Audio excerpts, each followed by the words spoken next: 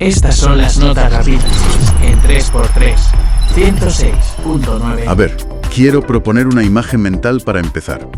Imaginemos a alguien intentando tapar el sol usando un colador de pasta. Un colador, ¿vale? Sí, un colador. Te esfuerzas al máximo, lo mueves de un lado a otro en el aire, sudando la gota gorda, creyendo que has creado la sombra perfecta. Pero claro, inevitablemente la luz siempre se va a colar por algún agujero. Es que es pura física. Claro, es imposible taparlo todo. Pues intentar ocultar un pasado hiperdocumentado en la era de las redes sociales es exactamente así. O sea, es mover un colador frente al sol. Y hoy tenemos el ejemplo perfecto sobre la mesa. Vamos a ver cómo un simple comentario callejero, un clip de apenas 30 segundos, logró desmoronar por completo una campaña de relaciones públicas que, supongo, costaría muchísimo dinero. Es un caso fascinante, la verdad, porque lo que vamos a diseccionar hoy es ni más ni menos la anatomía de un escándalo mediático en toda regla. Queremos entender ese choque brutal entre el pasado, que está documentado por la gente, y la vida perfecta que las celebridades intentan proyectar a toda costa. Eso es. Pero ojo, antes de arrancar con el salseo y el análisis, hay que hacer una pausa obligatoria para dejar algo extremadamente claro a quienes nos escuchan. Todo lo que vamos a comentar hoy, absolutamente todo, se basa en un material muy concreto. Sí, es importante recalcar eso. Hablamos de una transcripción de un programa del canal de YouTube de Javier Seriani, donde entrevista a un comediante influencer de México conocido como Mírame Lindo. Entonces, todas las afirmaciones, los cotilleos, las acusaciones y los insultos que vamos a poner sobre la mesa están extraídos exclusivamente de esa fuente. Exacto. Nosotros desde este programa no tomamos partido en absoluto. Cero. No hemos verificado de forma independiente si estas declaraciones son ciertas o no, ni respaldamos las posturas personales, políticas o religiosas de nadie de los mencionados. Simplemente exponemos este material original como un caso de estudio.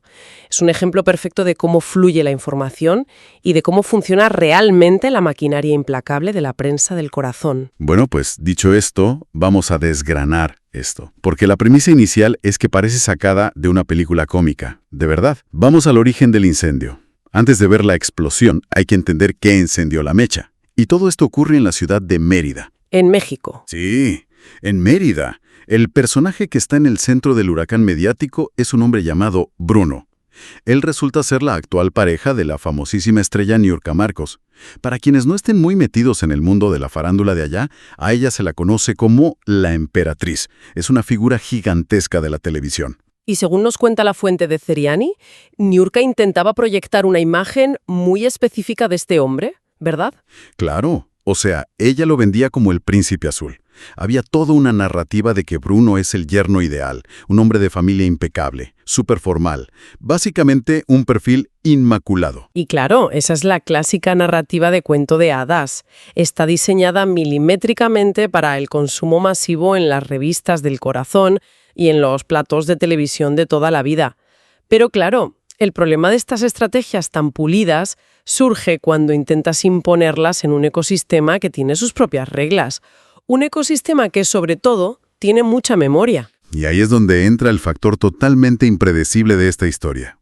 Entra en escena Mírame Lindo. Este chito es un comediante, un influencer local de Mérida. La fuente lo describe como alguien muy reconocible, siempre con su sombrero y su look yucateco, como él lo llama. Tiene un programa de humor, un show que se emite los jueves a las 9 de la noche, llamado El Quiebre con Mírame Lindo Show. Ajá. Pues resulta que este creador de contenido tiene una sección donde sale a las calles a hacer entrevistas de madrugada, a pie de calle. Y una noche se acerca a hablar con mujeres trans sobre la vida nocturna. Una entrevista totalmente informal, entiendo. Totalmente. Se acerca a una mujer trans llamada Andrea Ferrer y le hace una pregunta súper directa, sin filtros. Le pregunta que quién ha sido su mejor cliente o el hombre más atractivo con el que ha estado. Su graduación, como dice ella. Su top número 1. Y esa respuesta espontánea es el agujero en el colador por el que se cuela toda la luz de golpe. Madre mía, ya te digo que sí se cuela. Porque Andrea no duda ni un segundo. Nombra a Bruno.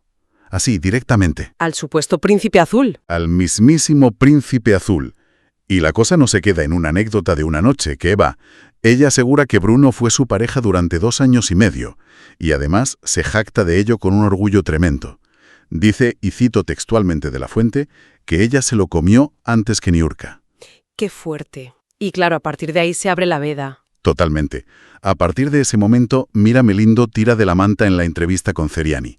Revela que el historial de Bruno en Mérida es un secreto a voces, que todo el mundo lo sabe. Afirma que este chico vendía sus servicios a través de Facebook, que era un stripper súper cotizado. Un taxi boy, lo llaman. Sí, alguien que cobra por acompañar a gente. Eso es. Y que además trabajaba en varias discotecas de ambiente gay. Ceriani incluso da nombres concretos. Menciona a un local llamado Spartacus. Y el remate, o sea, el colofón absoluto, es cuando Mira Melindo revela que Bruno llegó a ser empleado suyo. Empleado del comediante. Sí. Trabajó para él en su propia discoteca. Pero, a ver, yo aquí me detengo un segundo porque hay algo que me chirría muchísimo en toda esta historia. Yo estoy asombrado con una cosa. A ver, dime. Me cuesta horrores entender la actitud de la celebridad de Niurka. Si, como dice Mira Melindo, Mérida es un lugar donde al final todos se conocen, y el pasado de Bruno era tan obvio en el mundo de la noche, ¿cómo es posible que asuma que ese historial se va a quedar enterrado para siempre? Ya, es una buena pregunta. Es que, o sea, estás saliendo con una figura pública de primer nivel. Los focos van a apuntar a tu pareja tarde o temprano. ¿De verdad pensaba que nadie en toda la ciudad iba a abrir la boca? Pues mira, lo que resulta verdaderamente fascinante aquí, desde un punto de vista sociológico, es esa desconexión cognitiva que sufren muchas celebridades. No es exactamente ingenuidad, es otra cosa. Ah, no. ¿Qué es entonces? Es una ilusión de control. Piensa que estas figuras vienen de una era dominada por los medios tradicionales, donde existían guardianes de la información, el famoso gatekeeping. Claro, el representante que llama a la revista y frena la portada. Exactamente. En esa época, un buen publicista podía enterrar un rumor con una sola llamada o un cheque. Eso genera en la celebridad la creencia de que su fama, su sola presencia, es capaz de reescribir o limpiar la realidad a su antojo. Pero al pensar así, ignoran por completo cómo funciona el tejido social a nivel local. El boca a boca de toda la vida, vamos. Eso es. La memoria local es imborrable. Una comunidad funciona como un archivo descentralizado.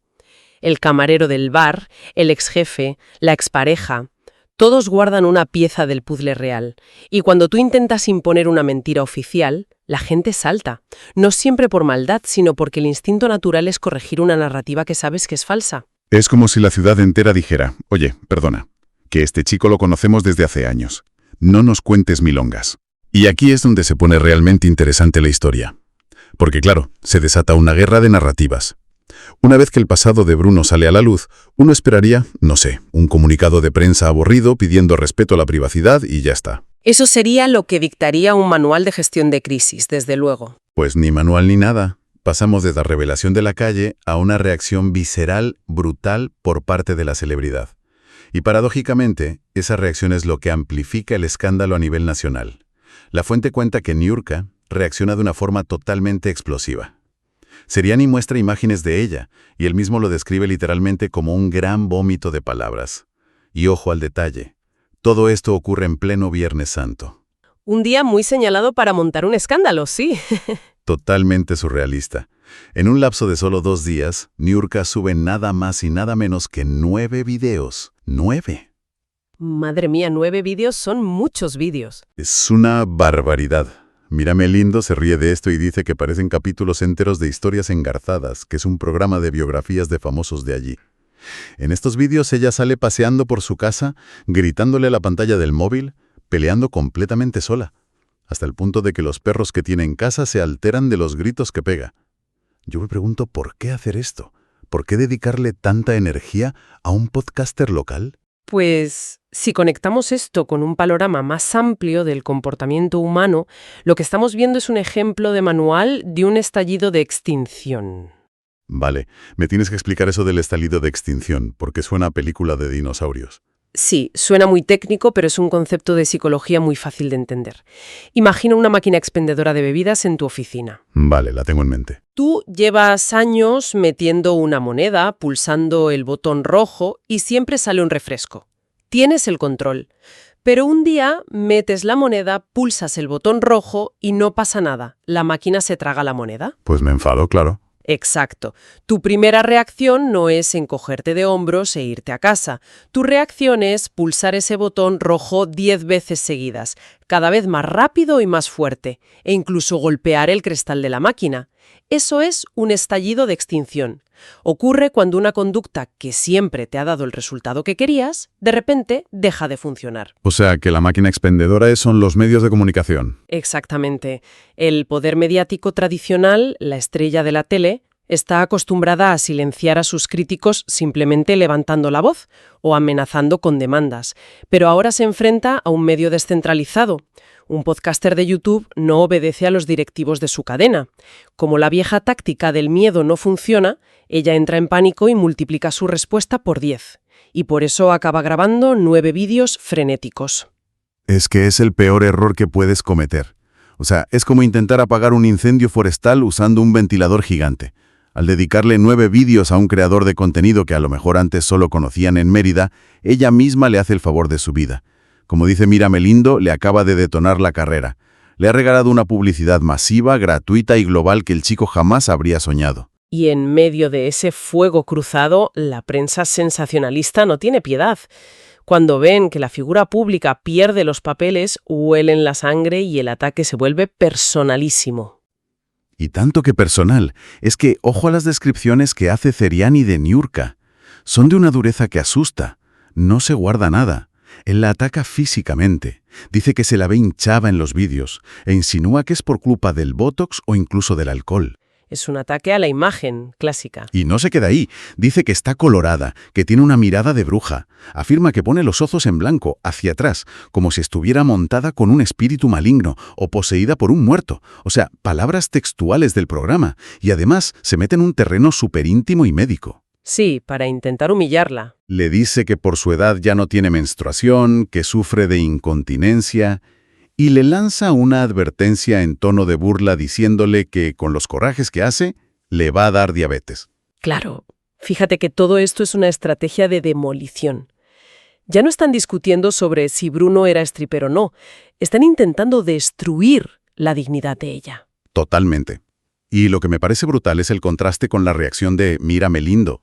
Porque mientras ella está fuera de sí y Zeriani lanza cuchillos, el comediante se lo toma todo a broma. Él se escuda diciendo, oye, que yo no hago periodismo de investigación, yo hago comedia. Es una defensa muy astuta, la verdad. Y le recuerda a la celebridad que él lleva recibiendo hate, recibiendo odio, desde hace 20 años. Dice que le insultaban hasta en papelitos en los programas de televisión locales cuando ni siquiera existían las redes sociales. Y para quitarle hierro al asunto, mete un chiste súper irreverente. Cuenta que el día de su primera comunión le chupó el dedo al cura al recibir la hostia. Madre mía. A ver, usar ese tipo de humor absurdo es brillante en una crisis así. ¿Por qué? Porque desactiva completamente la agresividad del contrario. Si alguien viene a destruirte con toda la furia del mundo y tú le respondes con una barbaridad cómica sobre tu primera comunión, rompes la dinámica de la pelea. Demuestras que su furia no te intimida en absoluto. Y al final, la indignación de la celebridad queda en ridículo frente a alguien que simplemente se ríe de la situación. Ya. Pero bueno, llegados a este punto, con la celebridad desquiciada y el comediante riéndose, uno pensaría que la cosa acaba ahí, que ya no hay más tela que cortar, pero ¿qué va? Es justo ahora cuando se abre la verdadera caja de Pandora. Porque el escándalo original sobre las relaciones pasadas actúa como, no sé, como una grieta en una presa. Una vez que se abre la fisura, entra todo el agua de golpe. Exacto. Se inunda todo. Empezamos a escuchar todo tipo de acusaciones secundarias y detalles íntimos que no tienen nada que ver con Bruno y el cabaret. Destruyen cualquier atisbo de privacidad. ¿En qué punto este debate deja de ser sobre el novio y se convierte en una demolición total del carácter de esta mujer? Pues esto plantea una pregunta súper importante sobre cómo operan los medios sensacionalistas.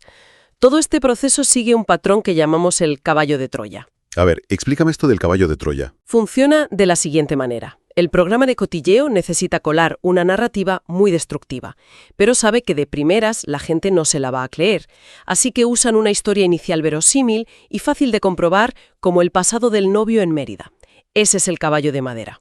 Vale, la gente se cree lo del novio porque hay testimonios. Exacto, la audiencia lo acepta. Y una vez que ese caballo ha entrado en la ciudad, es decir, Una vez que la credibilidad de la celebridad está fracturada y parece que ha estado mintiendo, abren la compuerta del caballo. Y de ahí sale un aluvión de ataques diseñados para destruir por completo a la figura pública en 3 áreas clave: su estilo de vida, sus finanzas y su cordura. Y vaya si salen cosas de ese caballo. Porque, revisando la fuente, Ceriani saca de repente el audio de un informante anónimo. Y este informante empieza a relatar lo que supuestamente ocurre en la avenida Canek de Mérida, que por lo visto es una zona conocida por la prostitución trans. Ajá, el ataque al estilo de vida. Afirma que Bruno iba allí de after, o sea, después de las fiestas, de madrugada, y que consumía drogas, especifican cristal, nada menos, y que se relacionaba con las mujeres de la zona de forma habitual. Claro, ese es el golpe directo a la moralidad. Si logras vincular a la pareja con las drogas duras y los bajos fondos, la imagen del príncipe azul queda enterrada para siempre. Ya no es solo un ex-stripper, ahora es alguien con adicciones graves, según ellos. Y sin dar un respiro, pasan al problema inmobiliario. Saltan a las finanzas. Ceriani acusa a Niurka de ser, literal, una ocupa. Una ocupa, madre mía. Tal cual. Afirma que vive en una casa que está súper desprolija, o sea, desarreglada y sucia. Y que el dueño legítimo de esa casa, un tal Rodrigo Guzmán, no era que ir allí y está buscando la manera de desalojarla legalmente. Para enredarlo más, parece ser que Niurka se mantiene en la casa pagándole el alquiler a un primo del dueño por debajo de la mesa, y no al titular. Fíjate cómo deconstruyen la imagen del éxito, de ser la gran emperatriz de la televisión a ser retratada como alguien al borde del desahucio, haciendo chanchullos con el alquiler y viviendo en la dejadez. Es para minar su estatus socioeconómico por completo. Pero espérate, porque el ataque a la cordura y a las religiones de película de terror. Y no exagero. Ceriani detalla cómo es el interior de esa casa en México, porque afirma que él mismo ha estado allí de visita. Y cuenta que Niurka tiene un altar de palera, que está relacionado con la santería. La santería, claro, que siempre suele usarse en estos programas para generar polémica. Pero es que no lo describe como una práctica espiritual, lo describe como un matadero. Dice textualmente que parece un cementerio, que tiene un armario que es un asco enorme, donde quema velas, guarda muertos, cadáveres de animales, huesos, cenizas, gallinas muertas y cocos podridos. Uf, a ver, eso busca generar una reacción visceral en la audiencia. Quieren asociar su figura con lo macabro, con lo marginal.